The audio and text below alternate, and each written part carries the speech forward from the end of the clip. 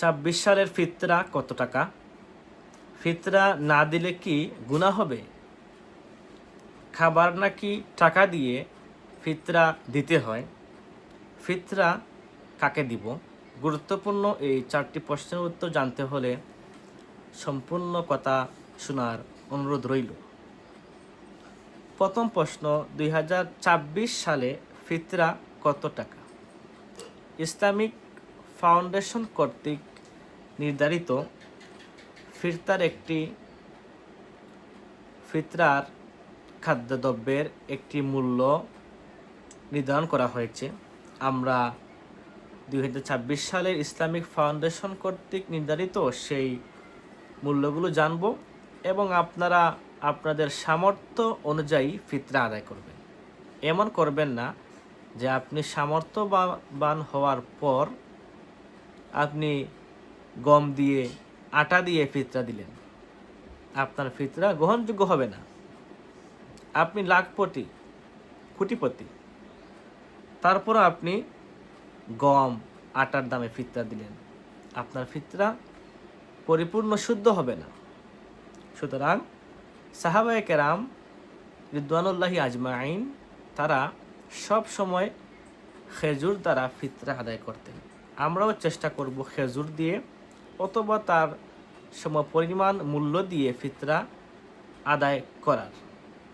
তো আসুন আমরা ধারাবাহিকভাবে জানি 2026 সালের ফিতরা কত টাকা। গম ফিতরা দিতে হয় মোট 5টি খাদ্যদ্রব্য দিয়ে।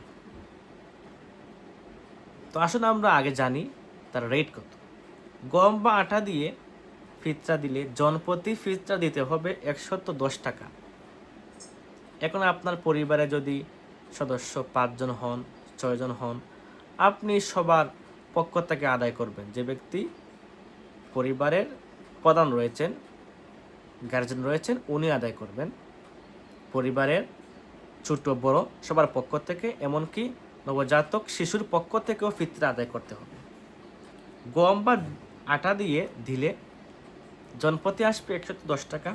জব দিয়ে ফিতরা দিলে জনপ্রতি টাকা আসবে 595 টাকা। তারপর খেজুর দিয়ে ফিতরা আদায় করলে জনপ্রতি দিতে হবে 2475 টাকা। কিশমিশ দিয়ে আদায় করলে জনপ্রতি ফিতরা দিতে হবে 2640 টাকা। পনির দিয়ে ফিতরা আদায় করলে জনপ্রতি 2805 টাকা দিতে হবে। এখন আসুন দ্বিতীয় প্রশ্নে, ফিতরা না দিলে কি গুনাহ হবে? অবশ্যই ফিতরা আদায় না করলে আপনার গুনাহ হবে। সামর্থ্যবান ব্যক্তিকে অবশ্যই ফিতরা আদায় করতে হবে। আর ফিতরা দিতে হয় 2টি কারণে। রাসূল করিম সাল্লাল্লাহু আলাইহি ওয়াসাল্লামের হাদিস, যখন মানুষ রমজানের রোজা রাখে, রোজা রাখার মধ্যে অনেক ভুল ত্রুটি হয়, অর্থাৎ রোজার হক আদায় করে যেভাবে রাখার কথা ছিল আমরা সেভাবে রাখতে পারি না। সেক্ষেত্রে ফিতরা দিলে আল্লাহ পাক আমাদের রোজার মধ্যে যতগুলো ভুল ত্রুটি হয়েছে ইচ্ছা অনিচ্ছায়, আল্লাহ পাক ফিতরার ওসিলায় আমাদের রোজা রাখার মধ্যে সংগঠিত ভুল ত্রুটিগুলো মাফ করে আমাদেরকে পরিপূর্ণ রোজার সওয়াব দিয়ে দিবেন। সুবহানাল্লাহ। এই হলো একটি উদ্দেশ্য। দ্বিতীয় উদ্দেশ্য হলো এই ফিতরা দেওয়ার মাধ্যমে এতিম মিসকিন অসহায় ব্যক্তিদের তাদেরও কিছু খাবারের ব্যবস্থা হয়ে যায়। তারপর পরের প্রশ্ন হলো, খাবার নাকি টাকা দিয়ে দিব? নবীজির যুগে ফিতরা তারা দিয়েছিলেন খাদ্যদ্রব্য দিয়ে।